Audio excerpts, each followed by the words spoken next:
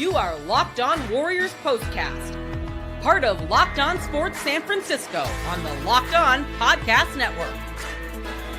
Your team every day. Yo, what's up, everyone, and welcome back to the Locked On Warriors Postcast. I'm your host, Eric Triple E Engel. You may know me as the former producer for the Murph and Mac Morning Show on KMBR. And tonight, the Warriors have now won 3 games in a row after taking down the Memphis Grizzlies 123-118, I think. We're still waiting to see if that Kyle Anderson 3 fell at the buzzer at Chase Center. Steph had an off night scoring, so he didn't hit a shot from the floor until deep into the second quarter, but it really didn't matter as the Golden State Warriors continued to lean on their 12-man rotation and their strong defense to earn their second win of the NBA Emirates Cup tonight. That was pretty solid. The defense was suffocating, especially on the perimeter, as the Warriors have held the Grizzlies to below 20% from three-point range, below 40% from the floor. Buddy Hield led the Dubs in scoring, so he dropped in 18 points from the floor as the bench scored like 67, 69. I think it was 67 tonight, high 60s for the bench. Great scoring output for the Warriors from everyone not named Stephen Curry tonight, and it was enough to get them the win. We'll break it all down, but first, I want to thank all of you for watching us on the Locked On Sports San Francisco YouTube channel. Please, please, please hit that subscribe button if you aren't subscribed already. Thanks also for listening on the Locked On Warriors podcast feed and making us your first listen following these Warriors games. Make sure to check out the Locked On Warriors Daily Show for more in-depth coverage as your second listen. Today's show is sponsored by FanDuel. You can start the season with a big return on FanDuel. New customers can place a $5 bet, and you'll get started with $150 in bonus bets if you win your first $5 bet. Visit FanDuel.com to get started. And I should just make a quick mention of it. It's important to know if that Kyle Anderson shot hit tonight, because if it did, that means that the Warriors covered the 7.5 point spread, and that's a big deal if you had some money on this game. So we'll keep an eye out for that as the show progresses. But tonight, man, the one thing we didn't really get into in the open there was what in the heck was with that ending of this game there. I mean, the Warriors had this one in hand, and just the officiating. Like, I never want to start a show talking about damn officials, but my God, that was something there at the end. Like, the amount of free throws the Grizzlies shot in that second half was just absurd. The number of the number of calls that were just slowing the game down at the end, and then you had the technical against Draymond Green, and Steve Kerr got mad from the bench, and then you had another technical for Draymond Green and one for Steve Kerr. Draymond ends up getting tossed out of the game at the very last minute from the bench. He wasn't even on the floor, and he was just kind of talking, and I mean, I don't know, man. Obviously, we don't know what was said, but I have a really hard time with the guy being thrown out of an NBA game from just talking from the end of the bench. A lot of guys talk from the end of the bench in NBA games.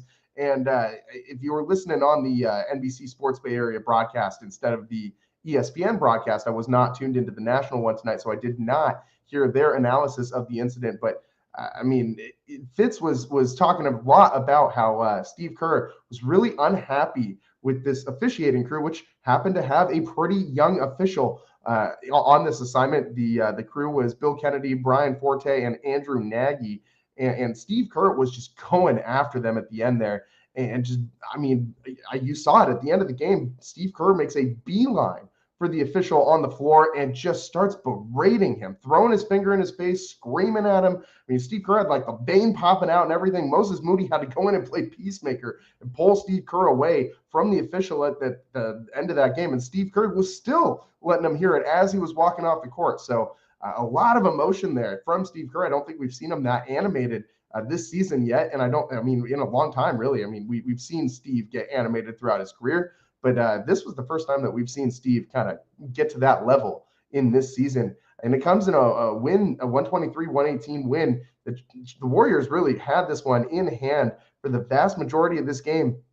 They led by 24 at one point, but the Grizzlies never died. They never laid down. They kept grinding and battling, and that is just what this team does. They're very, very similar to the Warriors in the sense of they play really, really, really solid defense, and their bench is just as good as the Warriors. I mean, maybe not just as good, but probably the definitively second best bench in the NBA behind the Warriors. Warriors score 58 points a game from their bench, number 1 in the NBA. The Grizzlies are number 2 at 46.3 points per game from that bench. They're the 22 minutes a game the Grizzlies bench gets is also the second most in the NBA, just behind the Warriors at 23.9 minutes per game. So they lean on that bench and they play really good, strong defense. And it starts with Jaren Jackson Jr. for the Grizzlies. And he was awesome tonight for them. He was completely dominant in the inside of that paint, clogging up the interior on both ends of the floor. 32 points for Jaren Jackson Jr., 11 of 20 from the field.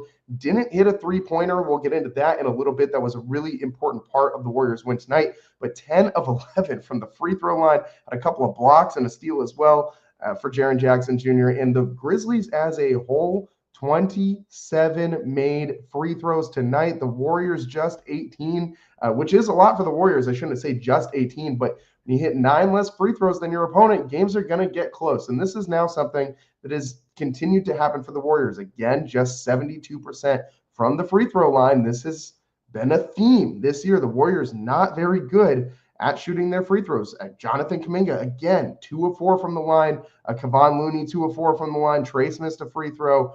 Moses Moody missed a couple of free throws. So tonight, again, the Warriors really just scraping by with those free throw numbers. I mean, they're going to lose a game one of these days because of bad free throw shooting. And hopefully most nights they'll overcome this. It seems like they will. But this just seems like such a silly way for this team. It's like such a silly thing for this team to struggle with. You have Stephen Curry, who's one of the greatest free throw shooters of all time, percentage-wise. And you have all these other shooters all around who if you can shoot from three, you should be able to shoot from the free throw line as well, right? I mean, come on. So that's been an issue for the Warriors all season long. But, hey, again, it didn't make a big difference in this one as the Warriors' defense was suffocating. The Grizzlies barely made it over 40% shooting. They were under 40% from the majority of the night, but in garbage time right at the end there, they crept over the 40% threshold, ended at 40.8% from the floor, but just 16.7% from three-point land. 7 of 42 for the Grizzlies from beyond the arc, and that was a massive lift for the Warriors. It was a combination of really good defense and also the Grizzlies just clanking some threes. I mean, you had some moments tonight where they were leaving shooters open, and like Luke Kennard, 0 for 5 from distance. I don't think that's going to happen very often. I mean, there were a couple shots where that guy was just left wide open and he just clanked some threes. So the Warriors getting lucky in a couple of occasions. Jaren Jackson Jr. also did not make any threes tonight, 0 for 4. I mean, starting lineup wise of their starters, only one guy hit threes for the Grizzlies, and it was Jalen Wells. He had 2 of them. He went 2 for 6. Scottie Pippen Jr. was 0 for 2. Almada was 0 for 3. Jaren Jackson Jr., as we said, 0 for 4. And Brandon Clark 0 for 2. So starting lineup-wise, the Warriors did a phenomenal job of limiting the Grizzlies' action from beyond the arc. And this is a solid thing to do with this team. They do hit a decent amount of threes, and it's not like they're living and dying by that three-pointer. You saw what they did in the paint tonight. But this is a team that scores a lot of points. They're 4th in the NBA in points per game at 121 points per game. So the Warriors hold them under that average, but just a little bit under. And that was the difference in this one, was that three-point shooting. If the Grizzlies had been just marginally better, if they had done what they normally do from the three-point land, the Warriors might have lost this game. This one would have been even closer than it ended up being. The 5-point win, very narrow margin of victory for this Warriors team. And as we said, it didn't come from any one individual. There was no Curry flurry tonight for the Warriors. You had Buddy Hield with 18 to lead the way, but Steph, he only had to play 26 minutes, 13 points.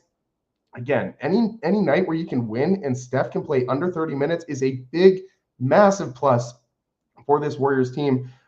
Keeping Steph fresh and healthy down the stretch of this season is paramount. It's the one single most important thing that this team needs to do in order to remain competitive and potentially have a shot at winning a 5th ring for Stephen Curry. We've seen a lot of talk about that. I just saw an article about how Brandon Podziemski is really motivated to get Steph that 5th ring this season, and that's pushing him. That's what he's using as his motivator to try and push this team to the next level. And AirPods, by the way, tonight.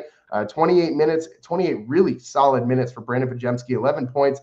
And my God, in the second quarter, Brandon Podziemski with, one of the, maybe the assist of the year, as he's falling out of bounds near the scorer's table. He's just trying to save a ball, keep it in bounds on the defensive end of the floor. and he grabs it and makes like a behind the back like flip just to keep it in bounds and finds Jonathan Kuminga down court somehow. It gets the transition bucket. I mean, just insane play for Brandon Podziemski and the Warriors and Jonathan Kuminga. That was a really fun one. And in the third quarter, the Warriors really did pull away in this one, pulled away even further in the fourth quarter.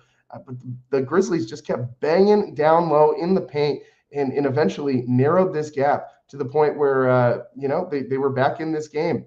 The Grizzlies, 62 points in the paint to the Warriors, 42 points. You don't see that too often. The Warriors are usually pretty good at the points in the paint matchup. They don't lose that one too often, or at least they keep it close. But tonight, the Grizzlies really dominated them inside. You saw the difference in size with Zach Edey and with Jaren Jackson Jr., those two monsters in the middle. The Warriors had a really tough time, stopping them on the inside. And you had Draymond out there on defense doing everything he could, including screaming at people and getting some technicals.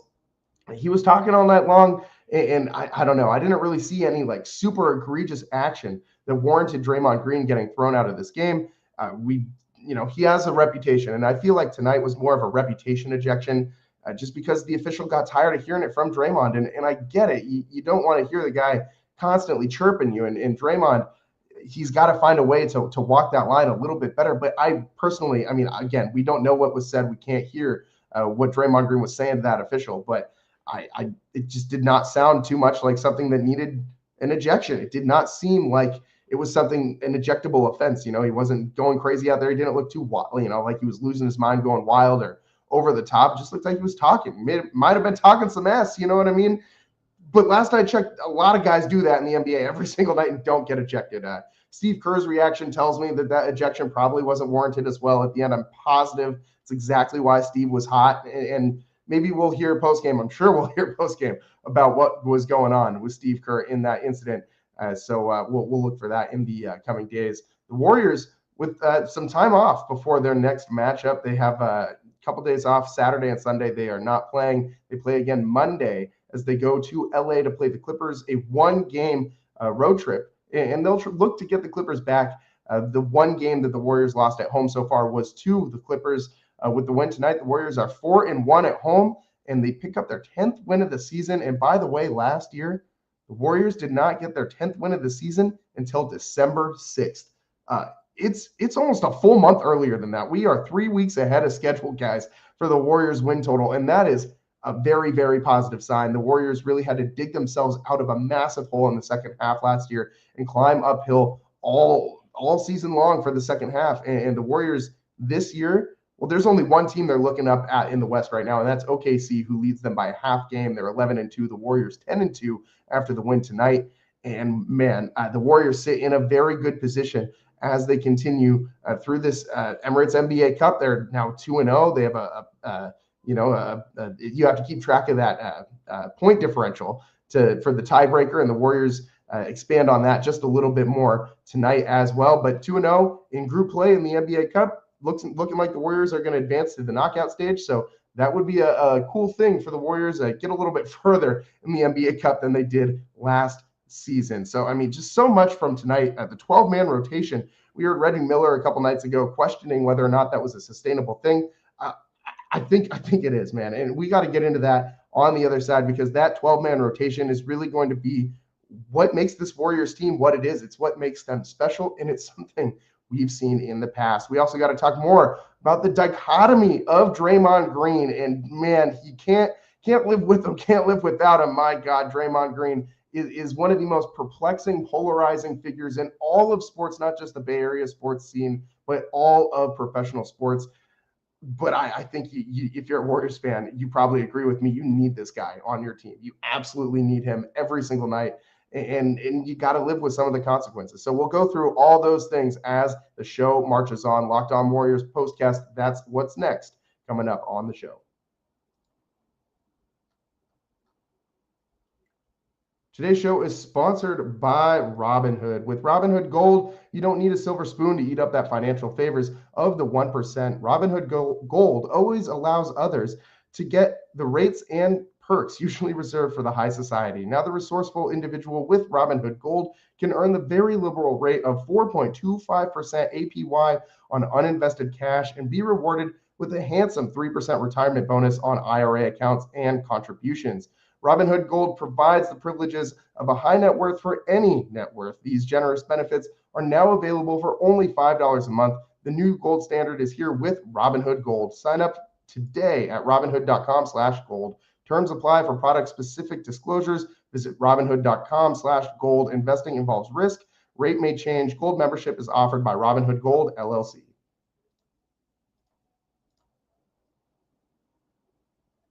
Welcome back to the Locked On Warriors postcast. I'm your host, Eric Triple E Engel. You may know me as the former producer for the Murph and Mac Morning Show on KMBR. We don't need to go into what's happening over at that radio station, but yikes, man. Shout out to all the people over there who recently lost their jobs this week in a round of layoffs. I know how that feels.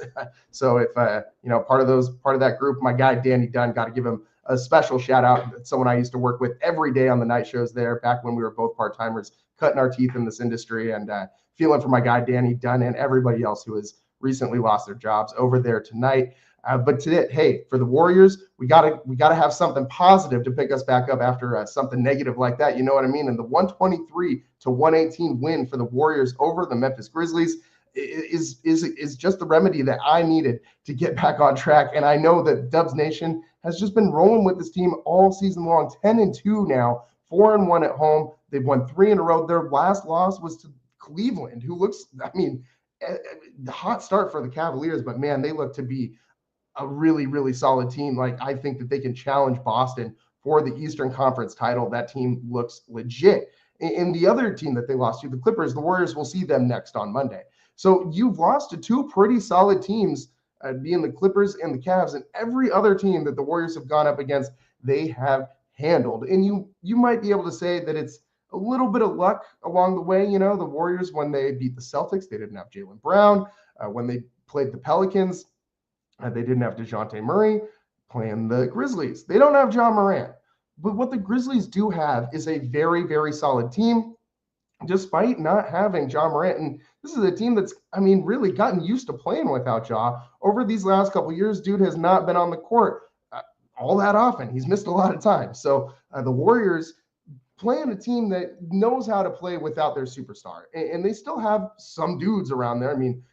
Desmond Bane is very solid, and so are all these other guys on this team for the Grizzlies. Jaren Jackson Jr. had a hell of a night. Scottie Pippen Jr. has been playing really well lately, but he had an off night. He had a pretty bad night, 0 for 6 from the floor, and the Warriors doing a lot to disrupt that defensively. And tonight we saw another new starting lineup. Lindy Waters III, he slid into that starting rotation. Only 11 minutes for him tonight, but 11 solid minutes. And another thing that it just goes to show you that this Warriors team can throw out so many different looks at you because of this 12-man rotation. They are so incredibly deep, and they're going to continue to have all sorts of different starting lineup combinations.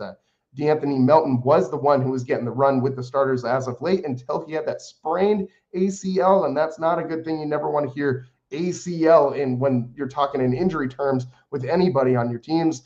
So thankfully it's just a sprain, not a tear. So we'll see how quickly he can get back on the court. Obviously he missed tonight's game. So Lindy Waters III gets the start. Steve Kerr kicks the tires on him. He had a couple threes in this one, 3 or 4 from the field in 11 minutes, 8 points for him, an assist. He had a block as well. He had a nice little run out there for Lindy Waters in that short time, but he's probably the last guy in this rotation, yet he's getting a start. And I think that speaks volumes about what this team does and how deep it is and how much Steve Kerr trusts all of these guys. And right now it's a 12-man rotation, but when D'Anthony Melton comes back, it's borderline going to be a 13-man rotation. And you can't really get 13 guys minutes consistently every night. That would be pretty hard to do, but you have 13 different guys that you can trust and lean on in any situation, and they all get enough playing time that they have this stay readiness about them. And all these guys are fighting for more minutes, and you can tell that the friendly competition is there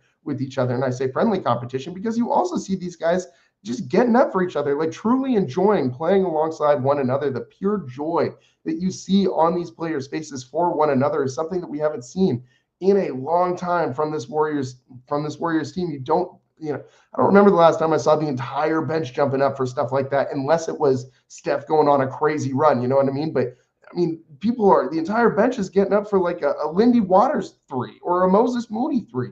And that's a really, really, really good sign of the chemistry of this team. It's not just a team of 12, 13 deep, talented players.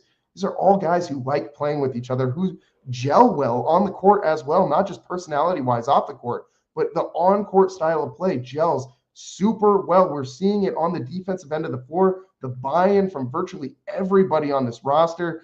I mean, Brandon Podziemski sets the tone. Draymond Green sets the tone. Gary Payton sets the tone. Kevon Looney sets the tone. If you have all these different defensive-minded guys on your squad, even in role player positions, but not just role player positions. I mean, Draymond Green, not a role player on this team. He is one of the main voices in the locker room. And with all of these different guys that are just focused on the defensive end of the floor, it's really easy to slide other dudes in who just have that hustle and desire to get better. Shout out Buddy Hield. He's been the biggest one of those guys that just like popped out the page to me is just the effort that I see from Buddy every single night, man. Like, he gives it all on the defensive end of the floor. And I love watching Buddy Hield do that. I mean, sometimes Buddy Hield gets a little out of control. We all know this. The 5 turnovers tonight, kind of evident of that. But you got to love the effort, man. Like, there is no lack of like try or desire or hustle from Buddy Hield. And that's going to pay off a lot more than it's not. Sometimes he gets a little out of control. We have seen bad Buddy Hield before. We know who he is. He's been in the NBA long enough that we have seen the 2 versions of Buddy Hield that exist. But for the Warriors this year, we have gotten a very, very, very good version of Buddy Hield. 17.6 points per game. That's 2 full points per game higher than his career 15.6 points per game average. And he's doing it on 49.6% shooting from the field and 46.7% shooting from three-point land. He has been, for my money, the best value free agent in this entire offseason from last summer. I mean, Buddy Hield has been a difference maker on this Warriors team on both ends of the floor, and they would be in a kind of a much worse position without him. Like, he has added so much to this team as far as spacing goes, as far as hustle goes. And he's been, a ball handler for that second unit at times, for better or for worse. And it's just been, I mean, all things considered, I think a great success for the Warriors getting Buddy Hield in here. What a signing by Mike Dunleavy Jr. and this front office. This offseason for the Warriors that really looked, a little underwhelming. What they missed on their big targets, their big trade target, Lauri Markkanen. Didn't get him. You didn't get Paul George. Felt kind of like, to draw a comparison to another Bay Area sports team, kind of felt like a Giants offseason where you're going and getting some compensation pieces because you couldn't go get Shohei Ohtani or Paul George. You had to go and get, Buddy Hield or, some other like supporting piece. I'm not going to say Buddy Hield and Matt Chapman are the same guy, because I love me some Matt Chapman, and I'm not going to disrespect Matt Chapman by comparing him to a bench player. But I will say that, that wasn't intended to be the Giants' number 1 offseason signing. And Buddy Hield, I don't think the Warriors thought he was going to be, or at least most Warriors fans, I don't think we thought he was going to be the big deal free agent signing for the Warriors that he has been. But hey, as much as Matt Chapman made a difference on the Giants, Buddy Hield's making a big difference here on the Warriors. Let's just hope the Warriors end up with a much better season than the Giants did. And I think they will. I mean, this team does not seem like a 500 team to me. This team seems like it has an identity. Continuing to draw on that comparison between the Giants and the Warriors, the Giants 500 team, doesn't matter what sport you're playing. If you don't really know what your team's identity is, you're probably a 500 team or worse. The Giants, I have no clue what their identity was this last year. Supposed to be pitching. Never really worked out. They ended up being a 500 team. The Warriors, we're 12 games in. I know what this team's identity is. It's hustle, it's defense, and it's timely scoring from whoever. It's get everybody out on the court, let them all get some shots up and see who's got the hot hand and roll with it. A lot of nights it's going to be Steph. A lot of nights it's going to be Buddy. And other nights it might not be. We had Moses Moody go 3 of 5 from 3 tonight. He's been excellent this year for the Warriors. Again, super efficient. 14 points in 16 minutes and some great defense for Moses Moody as well. All the way around, everybody scored tonight for the Warriors. Every single person who played scored, and almost everybody was a positive plus minus. You only had a couple negatives around the board, but tonight Steph led with a +9 plus minus, and you didn't really need to go back to him late to ice this one out. The Warriors bench was able to do it on their own, even though it did get a little clunky down the stretch. And part of the reason that it got clunky was Draymond Green. And we got to go into the dichotomy of Draymond Green. You love him, you hate him. I personally love him. I don't hate Draymond Green at all. But I know that there's a large contingency of Warriors fans that are really tired watching this guy get ejected for situations that don't warrant ejections, and it shouldn't even come to that point. We got to get into it on the other side. The dichotomy of Draymond Green, that's what we're going to go through next here on the Locked On Warriors postcast. Today's show is sponsored by FanDuel. Get ready to tackle the NFL action this season with FanDuel, America's #1 sportsbook. Because right now, new customers can bet $5 and get $150 in bonus bets if you win. The FanDuel Sportsbook app gives you everything you need to place your live bets on the NFL all in one place. So when you get a hunch in the middle of the game, you can check out the latest stats, view live play-by-play, and so much more on the same page where you place your bets. Just visit FanDuel.com to join today. You'll get started with $150 in bonus bets if you win your first $5 bet. That's FanDuel.com. Never waste a hunch and make every moment more with FanDuel, an official sportsbook partner of the NFL. Welcome back to the Locked On Warriors postcast. I'm your host, Eric Triple E Engel, and tonight the Warriors 123-118 over the Grizzlies. Really didn't need to be that close.